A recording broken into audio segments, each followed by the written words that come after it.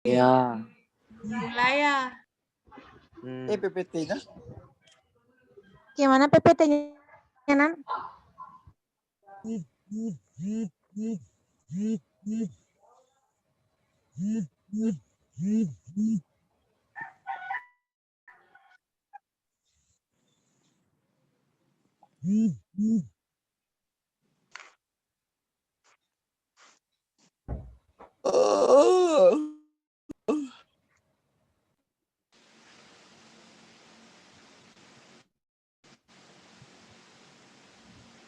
Ya.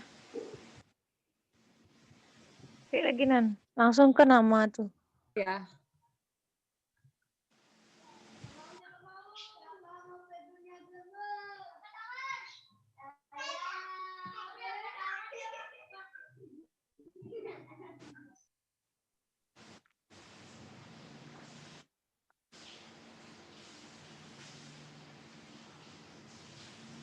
Dah, lagi, Nan. Baik, di sini kami dari kelompok 3 ingin mempresentasikan materi dari kelompok 3. Perkenalkan, nama saya Lu Aistikarani, NPM 238. Perkenalkan, nama saya Ana Agung Rati Dujayanti, NPM 222. Perkenalkan, nama saya Putu Wendra Staigi, NPM 412. Baik, selanjutnya presentasi akan dimulai oleh Atih. Baik, saya akan melanjutkan presentasi, yaitu pertama latar belakang. Perusahaan tidak mungkin terlepas dari tenaga kerja manusia. Walaupun aktivitas perusahaan itu telah mempunyai modal yang cukup besar dan teknologi modern. Sebab bagaimanapun majunya teknologi tanpa ditunjang oleh manusia sebagai sumber dayanya, maka tujuan perusahaan tidak akan tercapai. Arahan dan bimbingan dari manajemen perusahaan pada umumnya dan manajemen sumber daya manusia pada khususnya. Headset kan mereka. Headset kan. Lanjut. Nanda lanjut.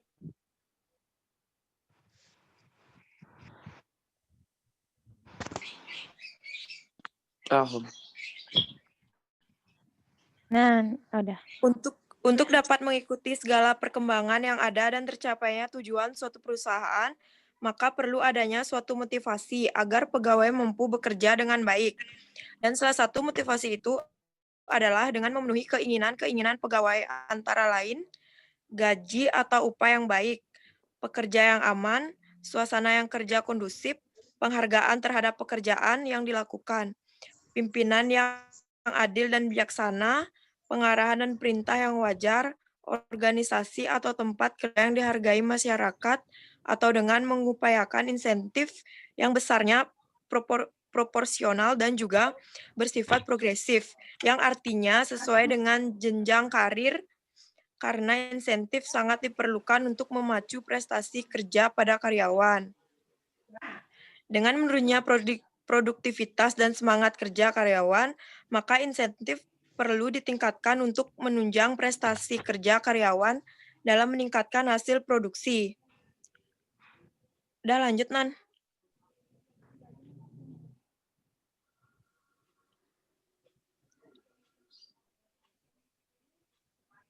Nah, lanjut.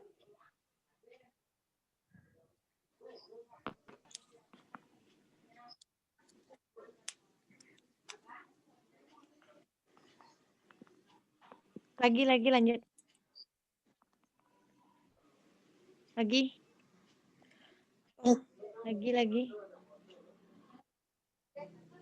Ini dah. 1. Rumusan masalah.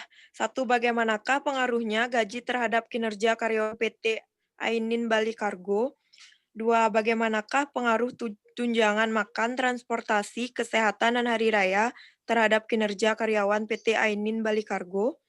3. Bagaimana pengaruh insentif finansial terhadap kinerja karyawan PT Ainin Bali Cargo? Lanjut, Nan.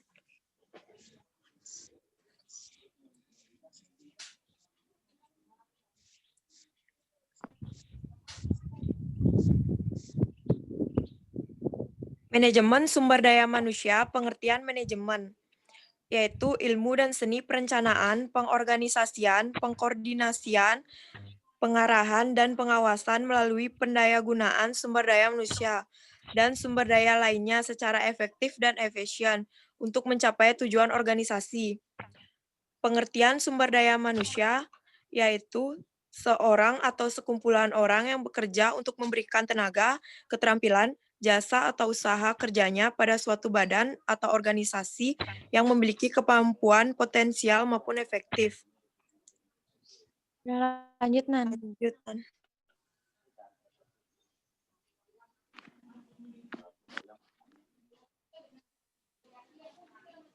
Lagi.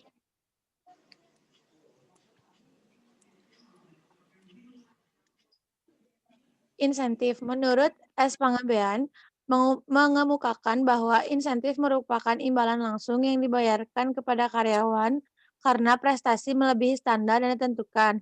Dengan mengasumsikan bahwa uang dapat mendorong karyawan bekerja lebih giat lagi, maka mereka yang produktif lebih menyukai gajinya dibayarkan berdasarkan hasil kerjanya. Menurut Mondi Danu yang dikutip Marwansa dan Mukaram, insentif terbagi menjadi dua kelompok, yaitu financial insentif dan non-financial insentif. Lanjut, Nan. Lagi.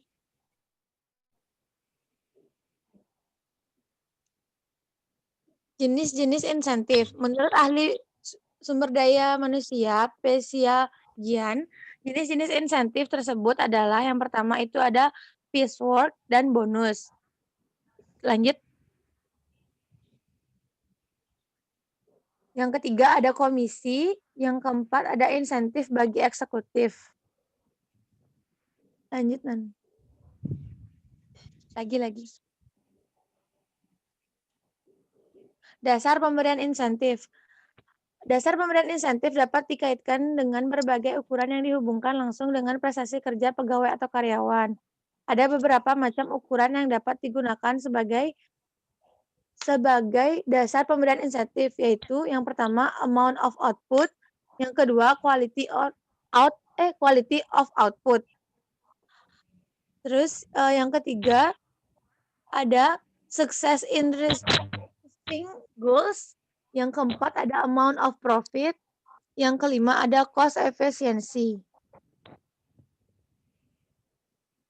Tujuan pemberian insentif.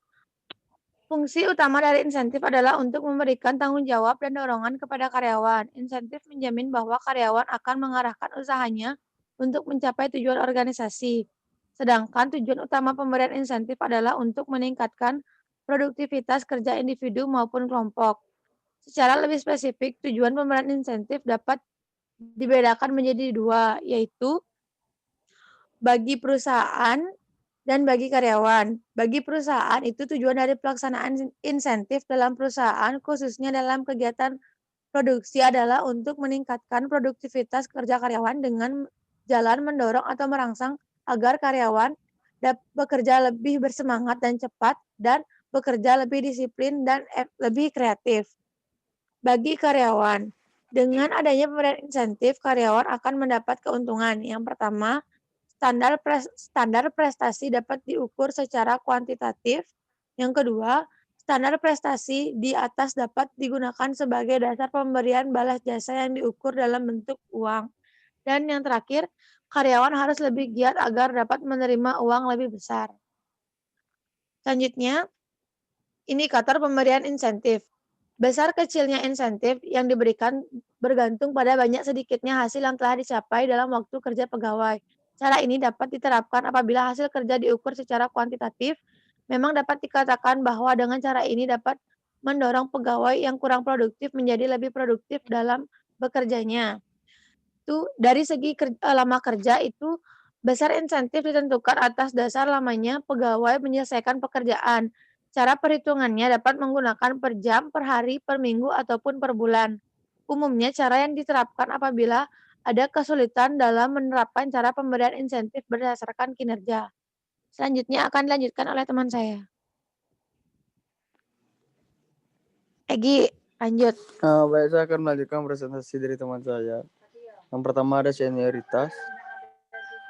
Yaitu indikator ini menunjukkan bahwa pemberian insentif didasarkan pada masa kerja atau senioritas pegawai yang bersangkutan dalam suatu organisasi. Dasar pemikirannya adalah pegawai senior, menunjukkan adanya kesetiaan yang tinggi dari pegawai yang bersangkutan pada organisasi di mana mereka bekerja. Dalam situasi demikian dapat timbul di mana para pegawai junior yang energik dan maupun tersebut keluar dari perusahaan atau instansi. Yang kedua ada kebutuhan. Indikator ini menunjukkan bahwa pemberian insentif pada pegawai didasarkan pada tingkat urgensi kebutuhan hidup yang layak dari pegawai. Ini berarti insentif yang diberikan adalah wajar apabila dapat dipergunakan untuk memenuhi sebagai kebutuhan pokok, tidak berlebihan namun tidak berkurangan. Lanjut. Dan di sini ada hubungan insentif terhadap kinerja. Pemberian insentif merupakan salah satu cara untuk memotivasi para pegawai dalam usahanya untuk meningkatkan prestasi kerja mereka, seperti yang diungkapkan sejak kutip Bangku Negara. Dengan adanya pemberian insentif, setiap pegawai akan memiliki semangat dan gairah kerja yang lebih baik. Maka hal ini meningkatkan prestasi kerjanya. Dan peningkatan hasil yang dicapai oleh setiap pegawai berarti akan meningkatkan produktivitas perusahaan atau instansi. Next.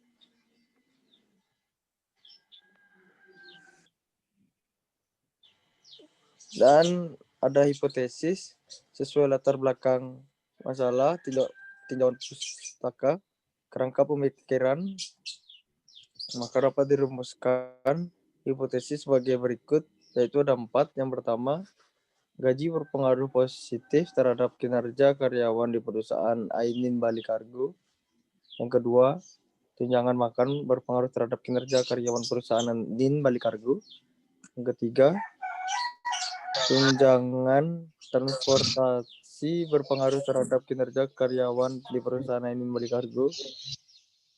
Yang keempat, tunjangan kesehatan dan hari raya berpengaruh terhadap kinerja karyawan di perusahaan Ainin Kargo. Dan yang kelima, insentif finansial berpengaruh terhadap kinerja karyawan di perusahaan Ainin Bali Kargo. Lanjut, Nan. Dan selanjutnya ada metodologi penelitian. Yang pertama ada tempat penelitian. Pokoknya namanya Nanda itu. Penelitian dilaksanakan di perusahaan PT Ainin Bali Kargo Jalan Gininya, suara 2A non Pasar Bali. Yang kedua ada objek penelitian. Yang menjadi objek penelitian ini adalah pengaruh upah insentif terhadap kinerja karyawan. Next. Lanjut. Lagi, Nan, lanjut, Nan.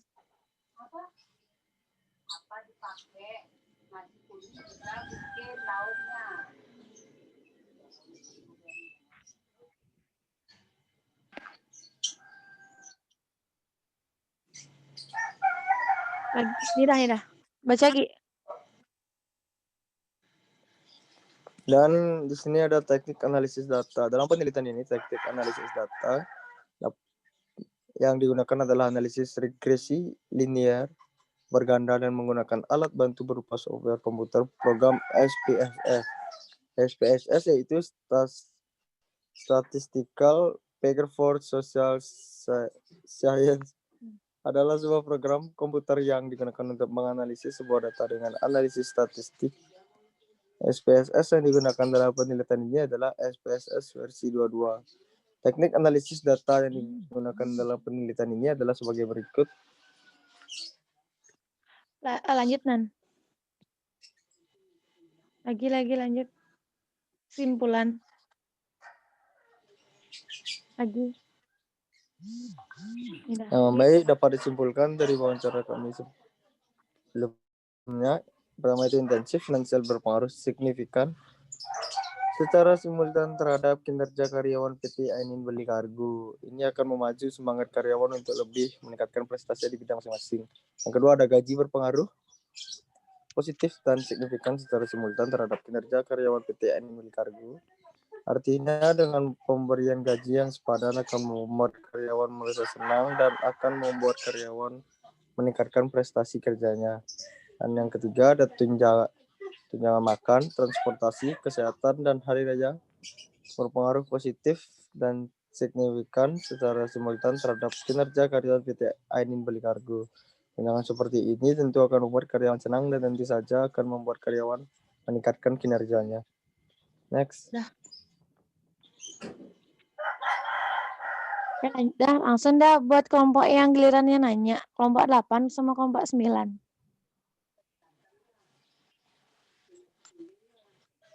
Halo, kelompok 8, kelompok 9. Baik, mungkin ada yang ingin bertanya dari kelompok 8 atau kelompok 9. Saya Aku nanya yuk. Ya, kelompok 8. Aku Mira Mustika. Iya, dari kelompok 8 ya, Mir. Iya, aku NPM 213. Aku mau nanya ke kelompok 3. Bagaimana cara mengetahui reliabilitas instrumen tersebut? Sangat kuat, kuat, rendah, atau sangat rendah? Sekian, terima kasih.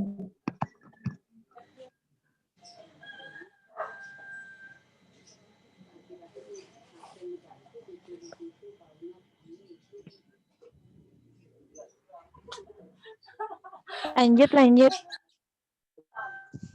Indah Setiawati, NPM 023.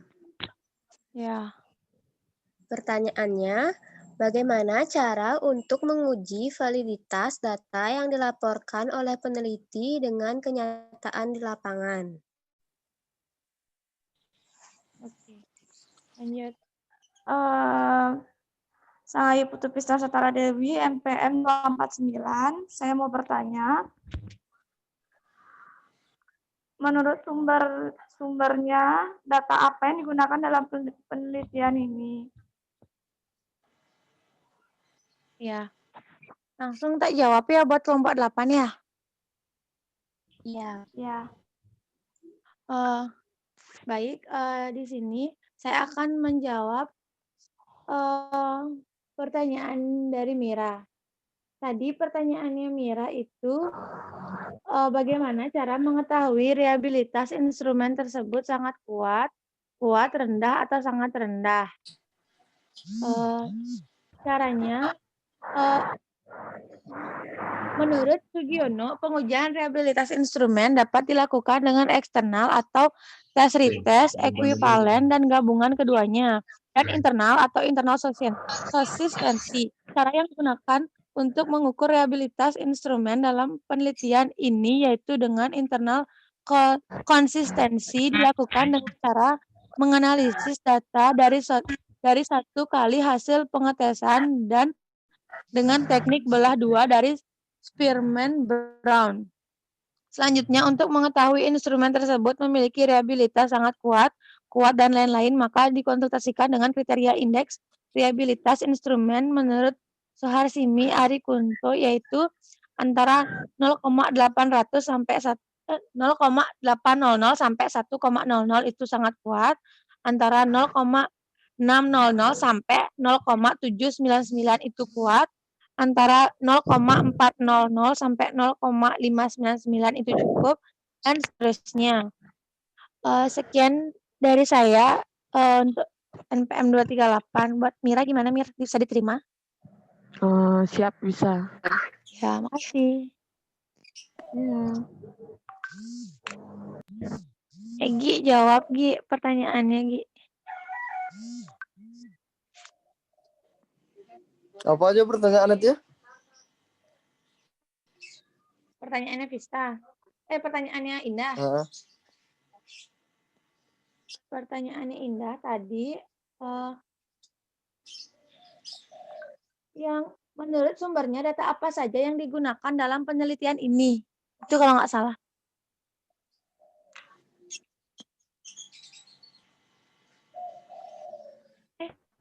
Indah, pertanyaannya tadi yang mana, Nah? Bagaimana cara untuk menguji validitas data yang dilaporkan oleh peneliti dengan kenyataan di lapangan. Oh, ya tuh Gi.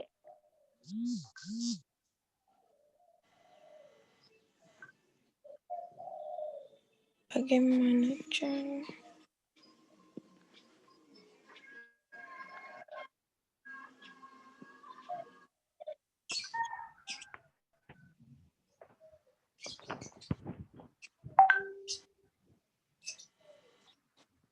Baik, saya akan menjawab pertanyaan dari Indah.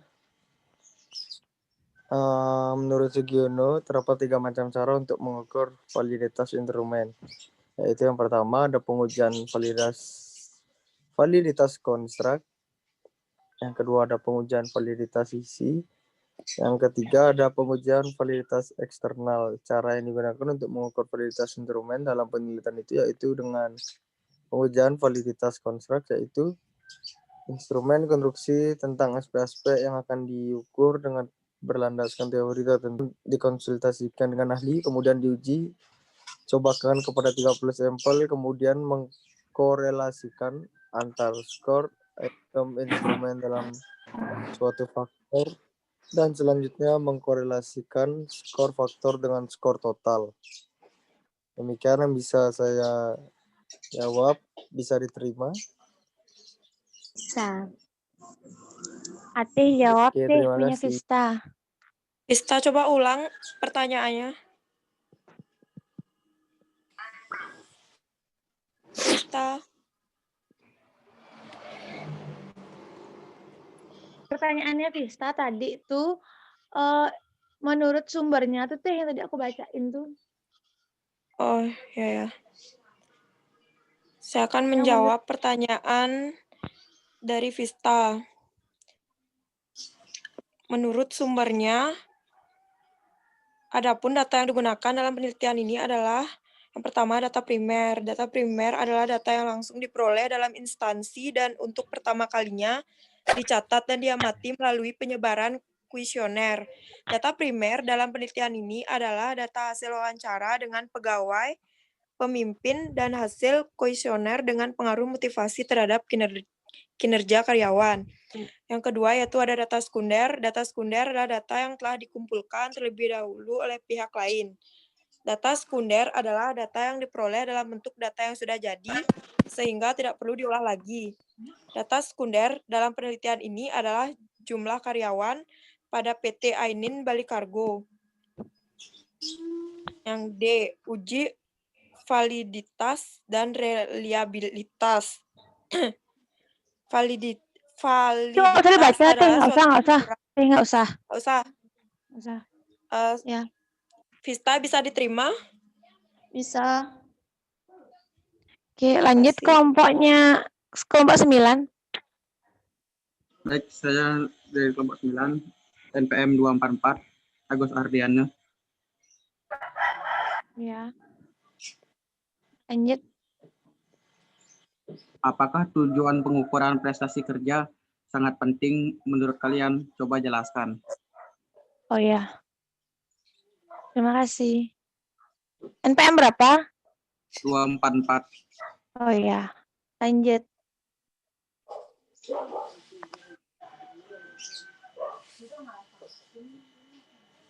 Kamu yang ngisiin.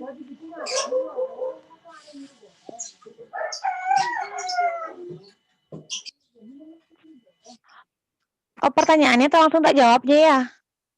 Gue yang jawabnya yuk.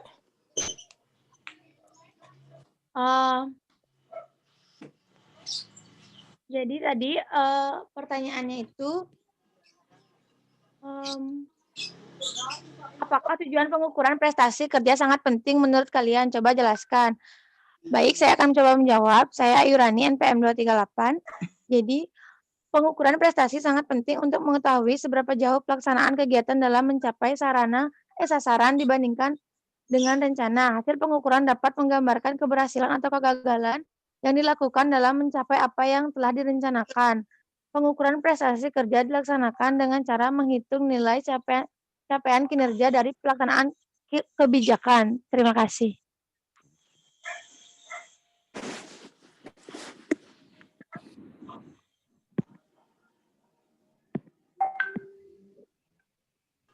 Lanjut kelompok 9.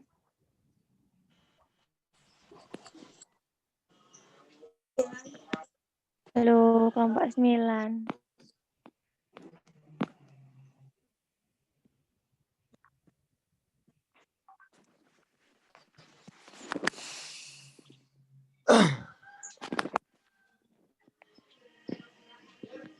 Halo, kelompok 9. Nggak ada yang nanya.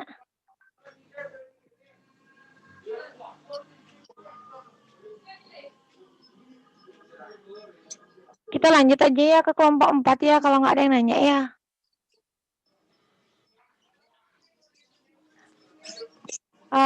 Baik, sekian presentasi dari kelompok 3. Mohon maaf apabila ada salah kata. Terima kasih. Ke kantor juga Pak. Ya. Kelompok 4 lanjut. Tungguin ngambil Nanda. naruh mobilnya. Tungguin lagi naruh mobilnya.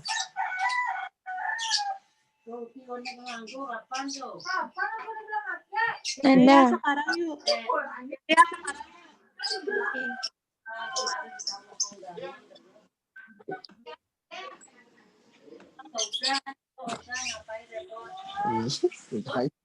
Nanan.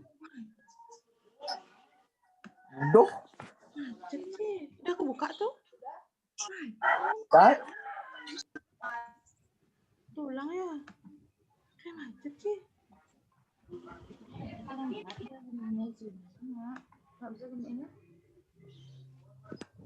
Udah kelihatan kayak ini kok di sana. Kok bisa naik? Buat stop sharingnya.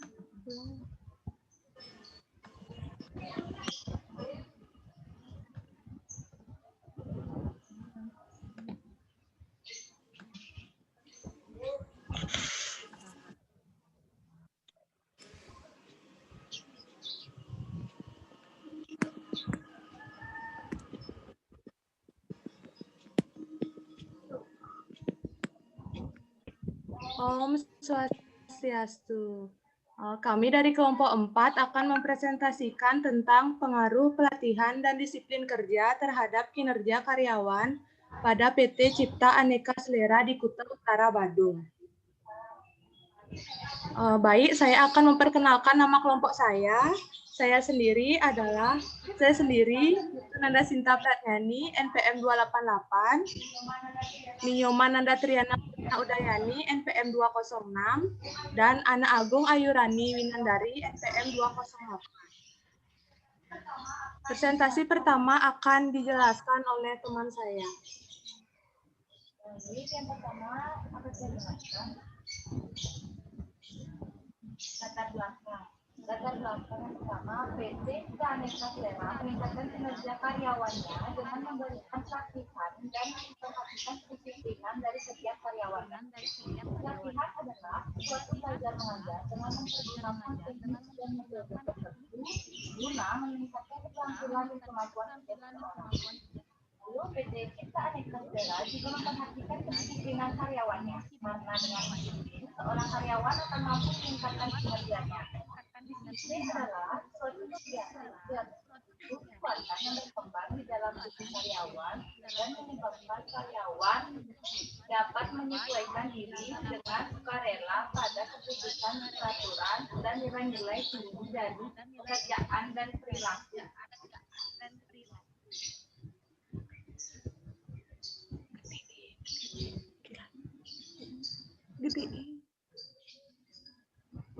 Rumusan masalah yang pertama, bagaimana pengaruh pelatihan dan disiplin kerja terhadap karyawan pada PT Cipta Aneka Selera di Kuta Utara, Badung.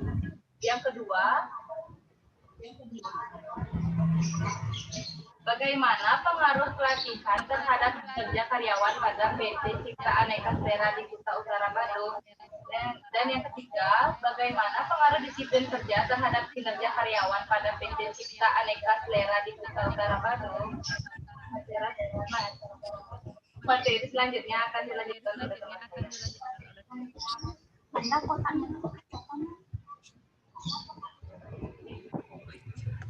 Baik, saya akan melanjutkan presentasi dari teman saya.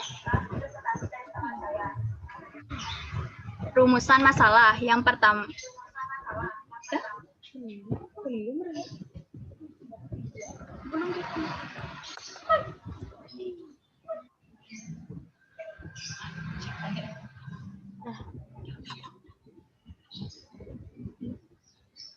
Baik, saya akan melanjutkan presentasi dari teman saya.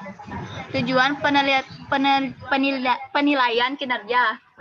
Yang pertama, untuk mengetahui pengaruh pelatihan dan disiplin kerja terhadap kinerja karyawan pada PT Cipta Aneka Selera di Kuta Utara, Badung. Yang kedua, untuk mengetahui pengaruh pelatihan terhadap kinerja karyawan pada PT Cipta Aneka Selera di Kuta Utara, Badung. Yang ketiga, untuk mengetahui pengaruh disiplin kerja terhadap kinerja karyawan pada PT Cipta Aneka Selera di Kuta Utara, Badung. Next, Nan.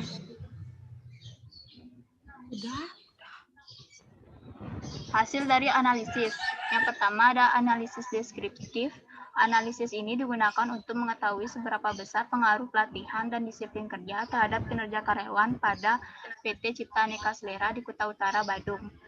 Yang kedua ada uji asumsi klasik. Yang uji asumsi klasik dilakukan untuk mengetahui hubungan variabel independen dengan variabel dependen sehingga hasil analisis diinterpretasikan dengan lebih akurat. Yang ketiga ada analisis regresi linear berganda. Analisis regresi dilakukan untuk menguji seberapa besar pengaruh antara variabel independen, pelatihan kerja, dan disiplin kerja dengan variabel dependen kinerja karyawan, serta untuk mengetahui arah pengaruh tersebut. Yang keempat ada uji determinasi. Nilai koefisien determinasi menunjukkan seberapa jauh kemampuan variabel independen dalam menerangkan variasi variabel dependen. Uji statistik F digunakan untuk menentukan secara serentak variabel independen mampu menjelaskan variabel dependen dengan baik. Disimpulkan bahwa pengaruh yang positif antara pelatihan dan disiplin kerja secara simultan terhadap kinerja karyawan. Yang terakhir ada uji statistik D, menunjukkan seberapa jauh pengaruh suatu variabel bebas secara individual dalam menerangkan variabel terikat. Disimpulkan pelatihan dan disiplin kerja berpengaruh positif terhadap kinerja karyawan pada PT Cipta Aneka Selera. Selanjutnya presentasi akan dibawakan oleh teman saya. Selanjutnya yaitu kesimpulan. Berdasarkan hasil analisis dan pembahasan yang telah disusun dan diuji, maka dapat disimpulkan yaitu sebagai berikut. Yang pertama, pelatihan dan disiplin kerja berpengaruh positif dan signifikan terhadap kinerja karyawan pada PT Cipta Aneka Selera. Hal ini berarti secara bersama-sama, kedua variabel bebas yaitu pelatihan dan disiplin kerja dapat meningkatkan kinerja karyawan pada PT Cipta Aneka Selera. Yang kedua, pelatihan berpengaruh positif dan signifikan terhadap kinerja karyawan pada PT Cipta Aneka Selera. Hal ini berarti semakin sering diberi pelatihan pada karyawan, maka akan mampu meningkatkan kinerja karyawan. Yang ketiga, disiplin kerja berpengaruh positif dan signifikan terhadap kinerja karyawan pada PT Cipta Aneka Selera. Hal ini berarti dengan penerapan disiplin yang baik di dalam perusahaan, maka akan mampu meningkatkan kinerja seluruh karyawannya. Selanjutnya yaitu saran. Adapun saran dalam makalah ini yaitu pihak PT Cipta Aneka Selera hendaknya lebih memperhatikan pelatihan karyawan karena pelatihan menunjukkan pengaruh terhadap kinerja karyawan. Yang kedua, pemimpin PT Cipta Aneka Selera hendaknya lebih meningkatkan pengawasan terhadap karyawannya karena dengan pengawasan langsung, maka perusahaan dapat mengetahui kegiatan karyawannya. Yang ketiga, pihak PT Cipta Aneka Selera agar lebih memperhatikan disiplin kerja karyawannya karena dari hasil penelitian, disiplin kerja sangat mempengaruhi kinerja dan dapat meningkatkan kinerja karyawannya. Yang keempat, untuk peneliti selanjutnya, jika ingin meneliti pada PT Cipta Aneka Selera di Kuta Utara Badung, dapat menambah jumlah variabel serta indikator dalam penelitiannya.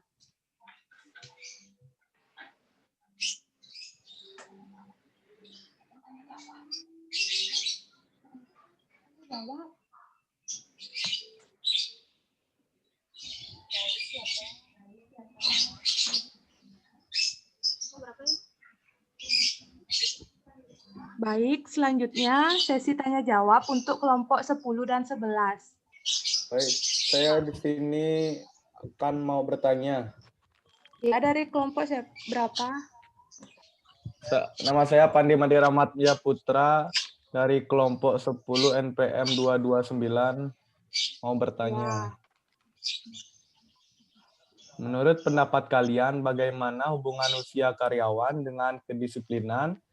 Terus kenapa usia tua itu tingkat kedisiplinannya relatif rendah? Ya, terima kasih. Selanjutnya. Ya, saya ingin bertanya.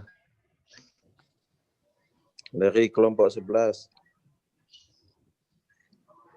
Nama saya adalah Muhammad Irfan, NPM 1832121215.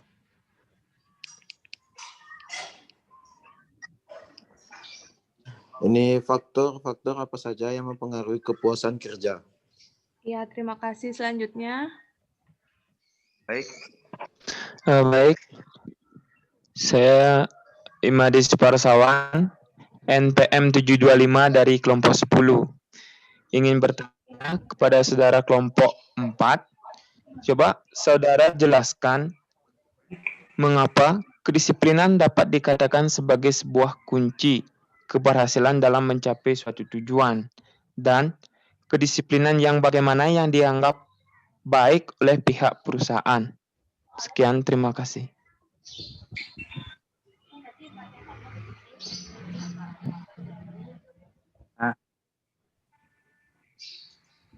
Ya, kelompok berapa?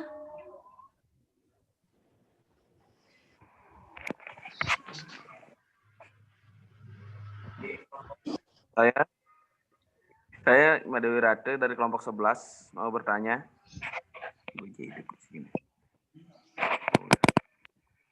Bagaimana cara meningkatkan kedisiplinan karyawan?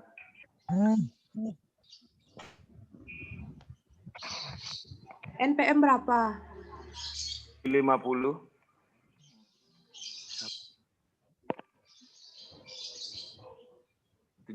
NPM 750.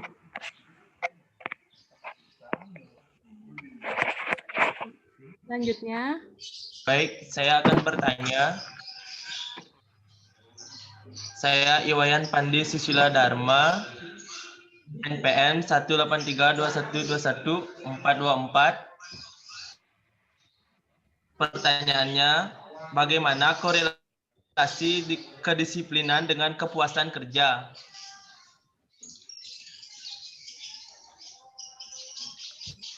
Ya, terima kasih. Selanjutnya.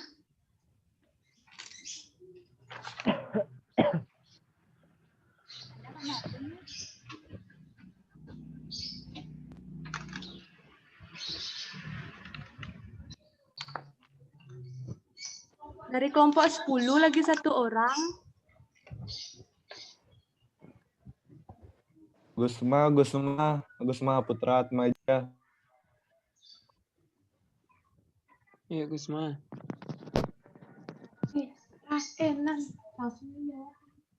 Langsung dia jawab. Ini Gusma ada. Oke dulu. Aku dulu jawab. Sama-sama dia. Baik, di sini saya akan menjawab pertanyaan dari Rama Atmaja Putra. Bagaimana hubungan usia karyawan dengan kedisiplinan? Mengapa usia tua tingkat kedisiplinannya relatif rendah? Usia karyawan juga mempengaruhi kedisiplinan. Karyawan yang masih muda tingkat kedisiplinannya tinggi karena didorong semangat, motivasi, dan gairah kerja yang tinggi. Karyawan tua kedisiplinannya relatif lebih rendah. Mengapa usia tua tingkat kedisiplinannya relatif rendah? Karena karyawan yang sudah berusia tua, motivasi kerja, semangat kerja, dan gairah kerjanya relatif rendah, sehingga kedisiplinan pun relatif rendah. Baik, bisa diterima, Rama? Bisa.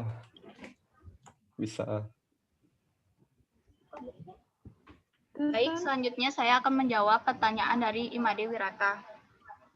Bagaimana cara untuk meningkatkan kedisiplinan karyawan? Dengan menerapkan sanksi hukum yang setimpal bagi karyawan yang melanggar peraturan atau indisipliner. Beberapa indikator yang juga dapat mempengaruhi tingkat kedisiplinan karyawan yaitu tujuan dan kemampuan, teladan pimpinan, balas jasa, keadilan, waskat, ketegasan, dan hubungan kemanusiaan. Bisa diterima? Bisa keterima. Made Birata.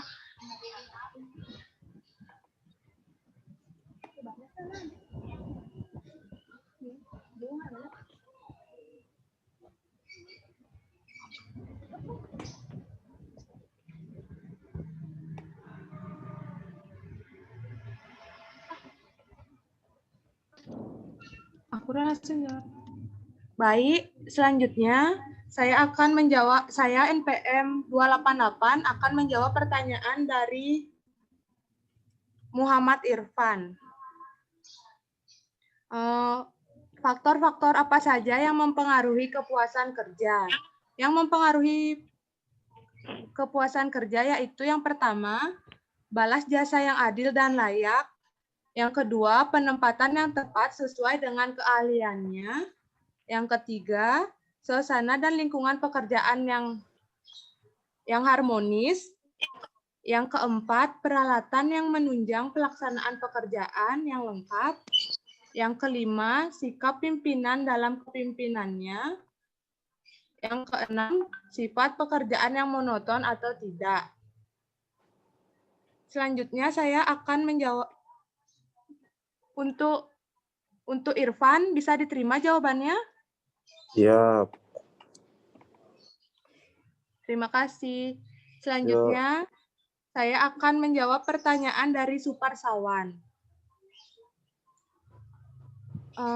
Coba saudara jelaskan mengapa kedisiplinan dapat dikatakan sebagai sebuah kunci keberhasilan dalam mencapai tujuan dan kedisiplinan yang bagaimana yang dianggap baik oleh pihak perusahaan. Jawabannya adalah kedisiplinan merupakan fungsi operatif manajemen sumber daya manusia yang terpenting karena semakin baik disiplin karyawan, maka semakin tinggi pula prestasi kerja yang dicapainya. Disiplin yang baik mencerminkan besarnya rasa tanggung jawab seseorang terhadap tugas-tugas yang diberikan kepadanya.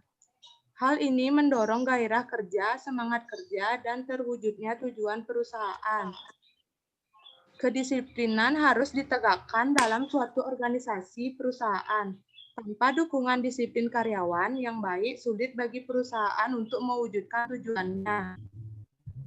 Namun, jika dilihat dari karyawan, kedisiplinan yang baik apabila karyawan selalu datang dan pulang tepat pada waktunya, mengerjakan semua pekerjaannya dengan baik, mematuhi semua peraturan perusahaan dan norma-norma sosial yang berlaku, serta seorang karyawan mampu dalam bekerja sama antar anggota yang lain tanpa ada tujuan yang menyimpan dan selalu mementingkan tujuan bersama yang telah disepakati sebelumnya.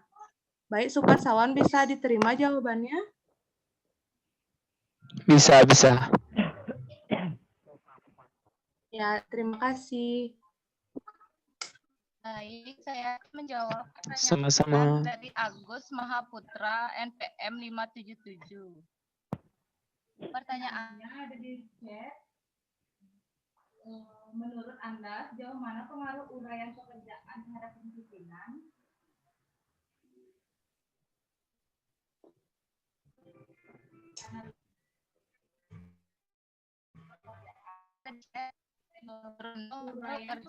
Uraian pekerjaan yang jelas membuatkan, sehingga hal ini dapatkan kedisiplinan karyawan dalam mencapai tujuan perusahaan. Selanjutnya saya akan menjawab pertanyaan dari Pande Susila, NPM 424. Pertanyaannya, bagaimana korelasi kedisiplinan dengan kepuasan kerja? Jadi kepuasan kerja mempengaruhi tingkat kedisiplinan karyawannya. Artinya, jika kepuasan diperoleh dari pekerjaan, maka kedisiplinan kerja karyawannya akan baik. Sebaliknya, kepuasan kerjanya kurang tercapai dari pekerjaannya, maka kedisiplinan karyawannya pun akan rendah. Bisa diterima, Pande?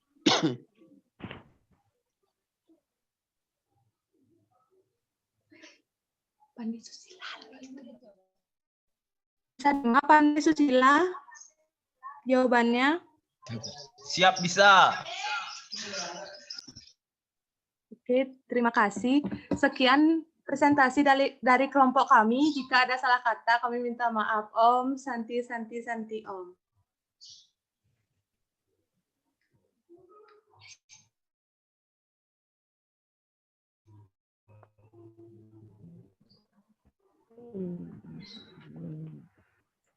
Dulu.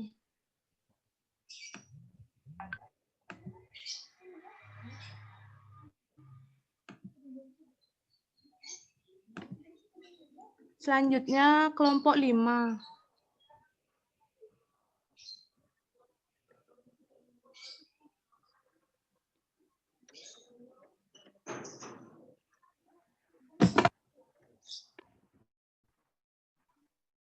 Baik, selamat pagi teman-teman semuanya. Pagi. Kami dari kelompok 5 akan mempresentasikan tentang pengembangan sumber daya manusia di bidang pariwisata, perspektif potensi wisata daerah berkembang.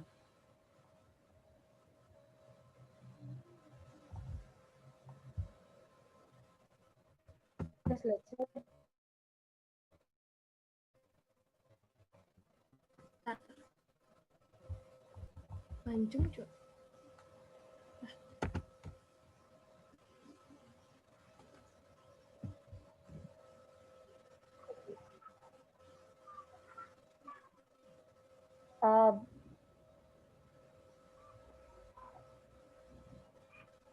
Berikut adalah anggota dari kelompok 5. Dari saya, Niloy Mustikasari, NPM 246, Kaderati Kusuma Dewi, NPM 212, Nimade Haryanti Pratiwi, NPM 239.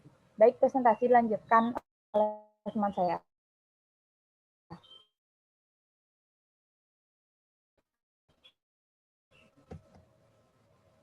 Rumusan masukan yang meningkatkan kedua, bagaimana peranan pemerintah dalam mengembangkan sumber daya manusia di bidang pariwisata, dan yang ketiga, bagaimana koordinasi dan kerjasama antar stakeholder dalam pengembangan kawasan wisata. Tujuan penelitian. Yang pertama, untuk menambah wawasan mengenai pengembangan SDM di sektor pariwisata. Yang kedua, memberitahukan bahwa pentingnya pengembangan SDM di sektor pariwisata. Peranan pendidikan dalam meningkatkan kemampuan sumber daya manusia dalam pengembangan kawasan wisata. Peranan pendidikan pengembangan kawasan wisata manusia adalah unsur terpenting dalam keberhasilan suatu organisasi. Hal ini bermuara pada kenyataan di mana manusia merupakan elemen yang selalu ada dalam setiap organisasi. Manusia membuat tujuan-tujuan inovasi dan pencapaian tujuan organisasi. Manusia merupakan satu-satunya sumber daya yang dapat membuat sumber daya organisasi lainnya bekerja dan berdampak langsung terhadap kesejahteraan perusahaan. Selanjutnya adalah konsep dan praktek dari good government. Makna pemerintahan yang baik harus dipahami sebagai suatu mekanisme pengelolaan sumber daya ekonomi dan sosial yang melibatkan pemerintah atau negara dan pihak non-pemerintah di mana termasuk masyarakat, warga yang sadar akan hak-hak demokratisnya. Dalam suatu kerja keras secara bersama tanpa ada satu pihak yang mendominasi pihak lain. Dengan demikian, para pelaku pengelola sumber daya ekonomi dan sosial yang non-pemerintah mempunyai wewenang untuk berpartisipasi secara penuh dan baik dalam proses perencanaan, pelaksanaan pembangunan, memanfaatkan, maupun dalam melakukan pengawasan, evaluasi, atau kontrol. Yang diperhatikan ialah bahwa dalam kerjasama tersebut masing-masing pihak harus secara konsisten mematuhi aturan-aturan yang dibentuk dan disepakati bersama. Lanjut deh. Yang terakhir ada koordinasi dan kerjasama antar stakeholder dan dalam pengembangan kawasan wisata. Adapun beberapa aspek penting dari konsep penerapan koordinasi ini adalah sebagai berikut. Yang pertama, terdapat unit organisasi maupun individu yang mempunyai fungsi yang berbeda dalam rangka penyelenggaraan organisasi. Yang kedua, dapat bermacam sumber daya pengetahuan dan pengetahuan anggota teknologi, anggaran, serta fasilitas kerja lainnya yang berperan terhadap keberhasilan organisasi. Yang ketiga, ada serangkaian kegiatan yang dilakukan oleh individu maupun unit organisasi yang ada. Yang keempat, ada kesatupaduan di antara seluruh kegiatan baik pada level individu maupun pada unit organisasi. Yang kelima, ada keserasian karena kegiatan itu dilakukan menurut sistematika, waktu pengerjaan, dan menghindari kekosongan serta duplikasi kegiatan organisasi. Yang keenam, terdapat arah yang sama dari keseluruhan unit organisasi untuk sama-sama bergerak pada sasaran adanya koordinasi yang baik antara lembaga-lembaga pemerintah, stakeholder terkait, dan masyarakat. Diharapkan dapat terjalin kerjasama yang erat untuk mencapai tujuan yang diharapkan. Selanjutnya adalah kesimpulan.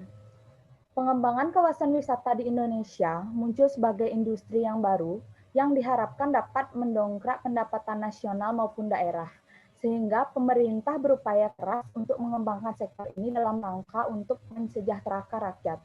Oleh karena itu, pengelolaan, pengembangan, dan pembiayaan kawasan wisata memerlukan daya dukung dari banyak stakeholders, sehingga prosesnya bisa berjalan dengan lancar. Namun demikian, keberhasilan mengembangkan kawasan ini juga sangat dipengaruhi oleh kondisi stabilitas keamanan dan politik, daya dukung sumber daya manusia yang memiliki keahlian yang sesuai baik segi kualitas maupun kuantitasnya, adanya anggaran yang digunakan untuk mengembangkan sarana dan prasarana kawasan wisata, kebijakan hukum yang memberikan kemudahan, keamanan, transportasi, kenyamanan bagi investor maupun wisatawan dalam menanamkan dan menikmati kawasan wisata, serta sesi pengembangan dan manfaat kawasan wisata.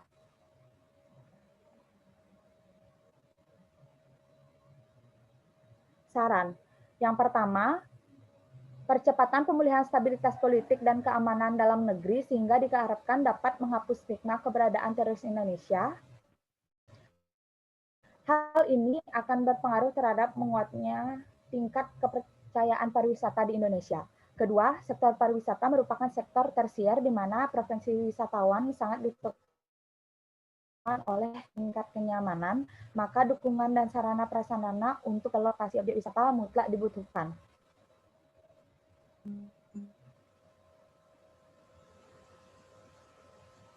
Lanjut deh. Yang ketiga, meningkatkan kualitas dan kuantitas sumber daya manusia sebagai pelaku kebijakan dalam bidang kepariwisataan melalui jenjang pendidikan yang bersifat formal maupun non-formal. Yang keempat, mengembangkan kemitraan dengan lembaga pendanaan, bank maupun non-bank, baik lembaga pemerintah maupun swasta untuk menciptakan investasi baru dalam rangka mengembangkan daerah tujuan wisata. 5. Untuk mencapai keberhasilan pengembangan kegiatan wisata harus dilakukan secara koordinatif dan terpadu antara semua pihak yang terkait sehingga terwujud keterpaduan lintas sektoral dan menghindari terjadinya konflik antar sektor. 6. Peningkatan peran serta masyarakat dalam pengembangan pariwisata dan pelaksanaan pembangunan. Yang ketujuh, melaksanakan program-program promosi yang efektif serta berkesinambungan untuk meningkatkan jumlah kunjungan wisata baik ke wisatawan mancanegara maupun wisatawan Nusantara. Sekian presentasi dari kelompok 5.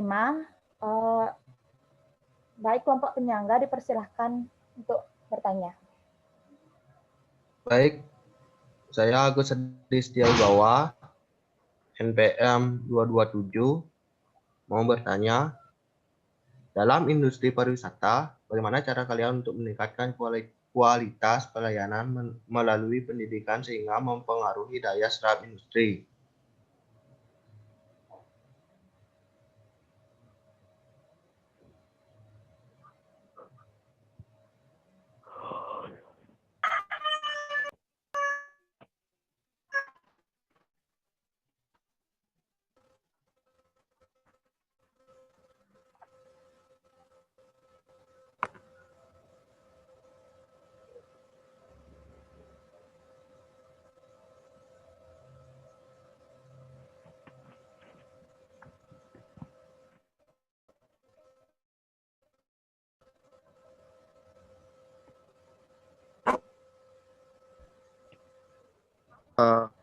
Baik, saya 2,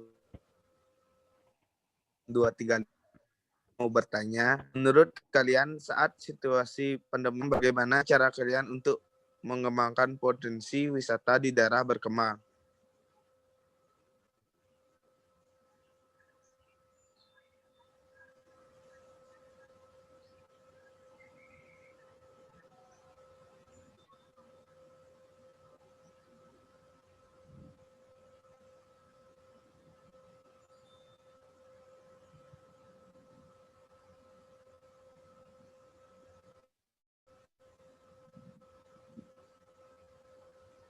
Baik, selanjutnya. Baik, selanjutnya saya Iwayan Agustedi Dewantara Putra, NPM 230.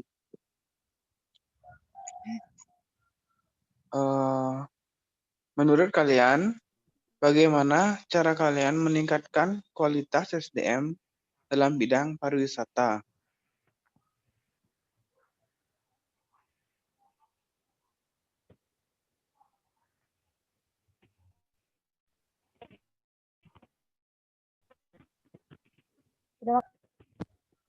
Saya Anan Pamuja, NPM 224, kelompok 13, ingin bertanya, adakah dampak positif sumber daya pariwisata terhadap sosial masyarakat?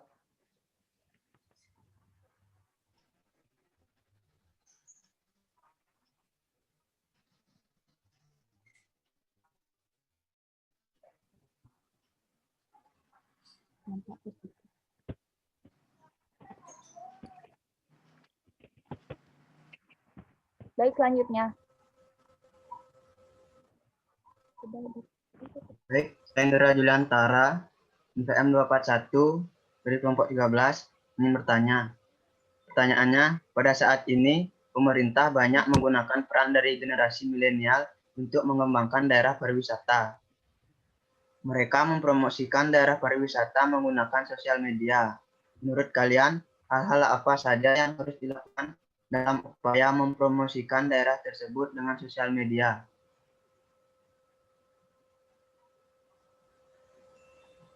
Terima kasih. Selanjutnya.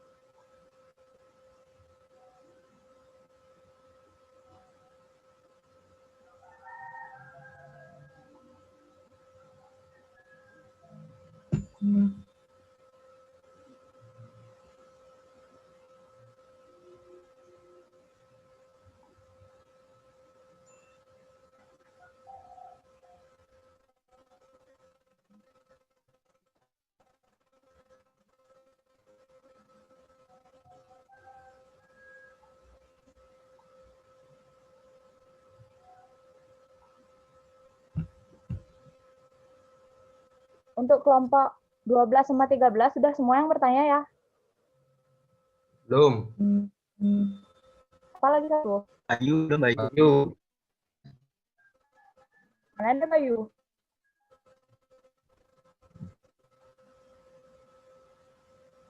Rusak katanya Zoom-nya kayaknya.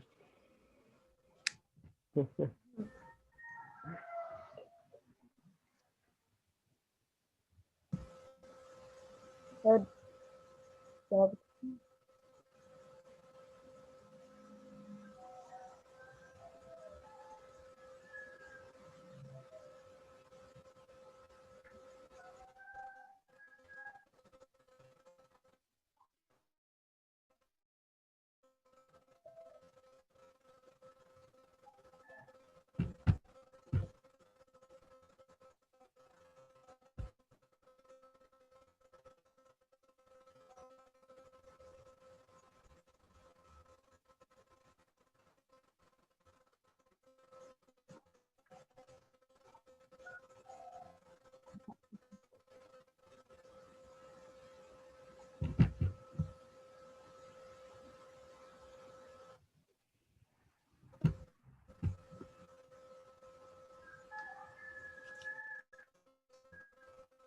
Baik, saya akan menjawab pertanyaan dari Anan Pamuja.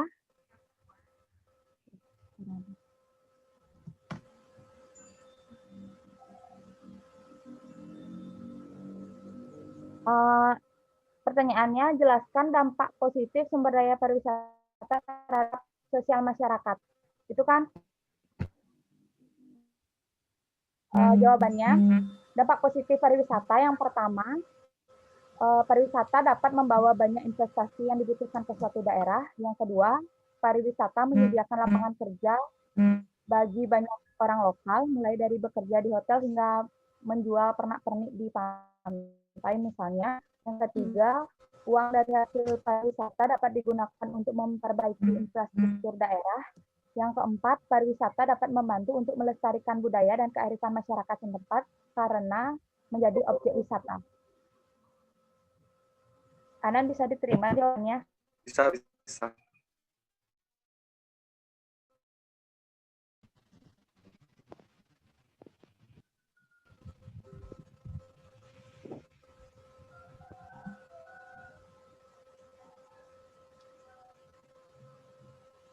Baik, saya akan menjawab pertanyaan dari Agus Adi NPM 227.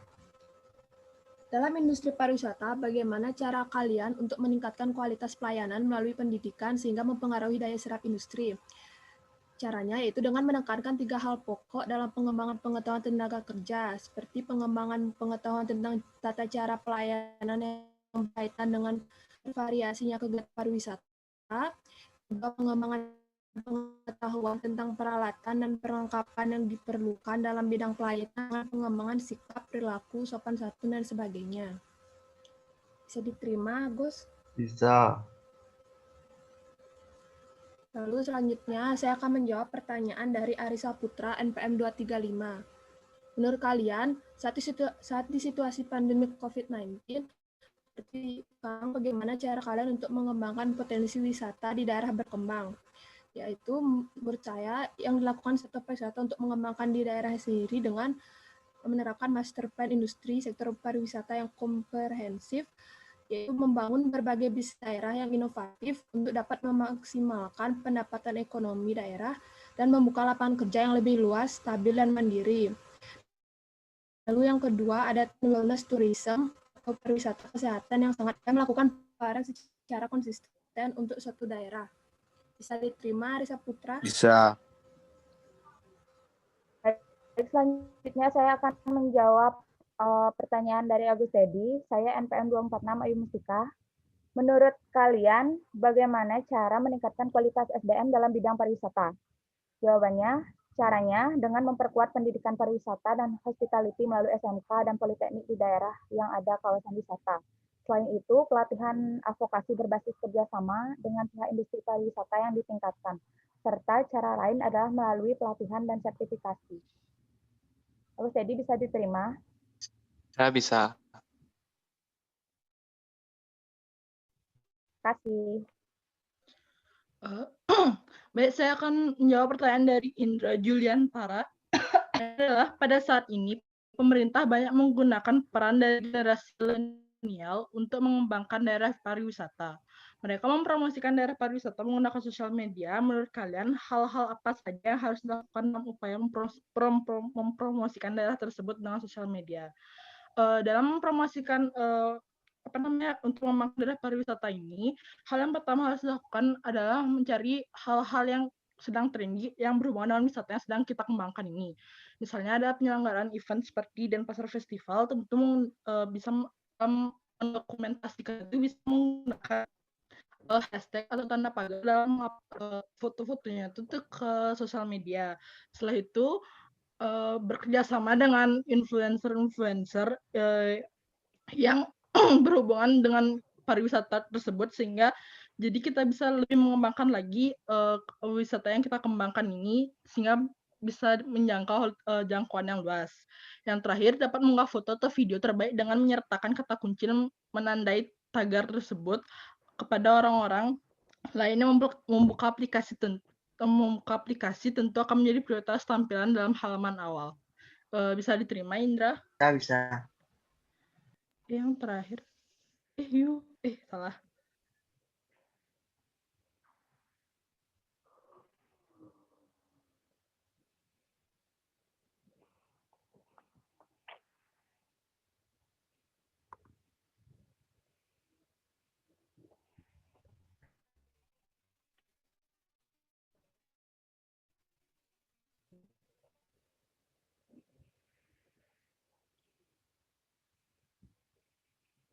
Baik, sekian presentasi dari kelompok 5. Mohon maaf atas kesalahannya. Saya ucapkan terima kasih dan selamat pagi. Anun Bayu sih mau takonin orang gangguan kene. Terus yang kayak dia Tadi sama dengan tadi wakilan. Diwakilin boleh nggak? Boleh diwakilkan. Ya udah wakilin. Emang iya, Bayu iya. kelompok berapa? Bayu kelompok 13. Ya udah, Bayu kelompok 13 NPM berapa? 226. 226. Pertanyaannya? Bentar dulu. Ini tadi dia ngirim ada 2 kompetensi yang harus dimiliki oleh birokrasi. Apa kompetensi tersebut? Sebutkan dan jelaskan. Jawab, Wi. Tunggu. Baik, saya akan menjawab dari pertanyaan dari Bayu Prasetya, PM 226. Pertanyaannya ada 2 kompetensi yang harus dimiliki oleh birokrasi. Apakah 2 kompetensi tersebut? Yang pertama adalah birokrasi harus mampu memberikan pelayanan publik dengan adil dan sebaiknya. Hal ini mengartikulasikan aspirasi dan kebutuhan masyarakat dan merumuskannya dalam kebijakan dan perencanaan serta mengimplementasikannya. Yang kedua adalah ada birokrasi harus mempunyai kompetensi untuk memberdayakan masyarakat sipil dengan menciptakan kemampuannya sosial. Bisa diterima? Bisa. Baik, sekian presentasi dari kelompok 5. Mohon maaf atas kesalahannya. Saya tutup dengan selamat pagi.